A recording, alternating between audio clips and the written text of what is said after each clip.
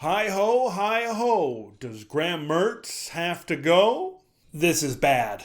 This is very, very bad.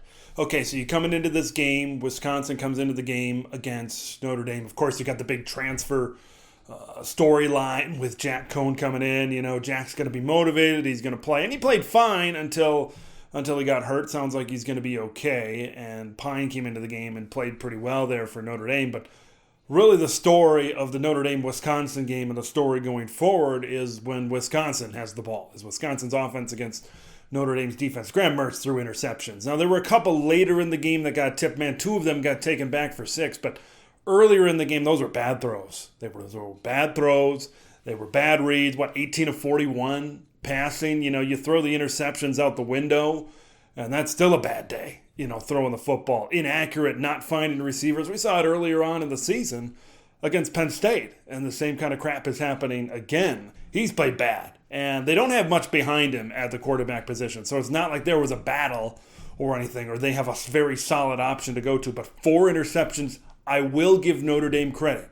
Right, Marcus Freeman is one of the better defensive coordinators, trying to install some new things, trying to get some things together. Maybe that's why they faltered earlier on this season. But man, Wisconsin, this was not good. They couldn't run the ball, 70, 80 yards, something like that on the ground, running the football. And that's a great job by Notre Dame. First, I want to say that is defensively, hey, we stop the run, we win the game. And that's exactly what happened, because they know, we look at film of Graham Mertz against Penn State and then maybe a little bit last year, and you say, he's not going to beat us. And that's exactly what happened. He didn't beat you. He lost the game again. We talk about those 4 interceptions. He also fumbled the ball a little bit as well. So it's just like the Penn State game, right? You fumble the ball, but in this case, a lot of the turnovers you made late in the game, especially in the fourth quarter, 2 of those went back for 6. The defense kind of got worn out. Notre Dame was able to get a few offensive scores, and it really didn't amount to much. A 41-13 win for Notre Dame. Poor showing, embarrassing showing is what some of the players had to say in the post-game press conference as well. Paul Chryst says, we got to stop talking about changing. We got to do something. So what can they do?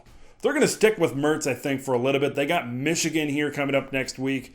Potential for this Wisconsin team to start 1-3, which is crazy when you're talking about them at the beginning of the season. You're talking about a possible team that can challenge for the West Division. I'm going to bring that up right now. When I look at the West Division, they're nowhere near Iowa, despite Iowa not looking the greatest this past Saturday against Colorado State. What do? Your defense is great. There's no doubt about it. That front 7, Notre Dame could not run the football on that front 7. Jim Leonard's defense is not the problem in Madison. It's Graham Mertz. Okay, it's not even the offense. It's Graham Mertz. He's the issue. You could pull him to send a message, but then I don't think you're going to do that against Michigan. You got Illinois later on the schedule. You got Army. I think you got to let him battle through this because you don't have many options. That's what Wisconsin has kind of backed themselves into a corner here. They don't have any options at the quarterback position. And until they have that, they're kind of stuck in where they're at. So offensive line is fine, but it's just Mertz is making bad throws and bad reads. And maybe you're just stuck. Like I said, you're backed into a corner, you're stuck. And there's not much you can do in this situation. But man, Wisconsin did not look very good. They looked bad. It's not that, there were a few tip balls late in that game, but earlier in the game, he's just making bad reads and making bad throws. The receivers don't really scare anybody, so maybe they're going to have tight man-to-man coverage or tight windows that he has to throw into, and maybe he doesn't have the confidence, or maybe he just doesn't have the ability to fit the ball into those tight windows right now.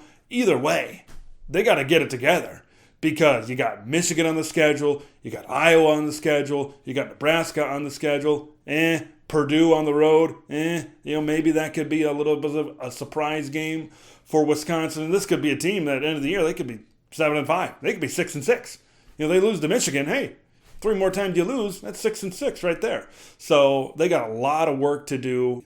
I look at this Badger team like I look at Nebraska. They've got issues, and until those issues are fixed, until you can prove to me, yeah, we can win a game against a good opponent without doing those things, I'm not going to believe you can.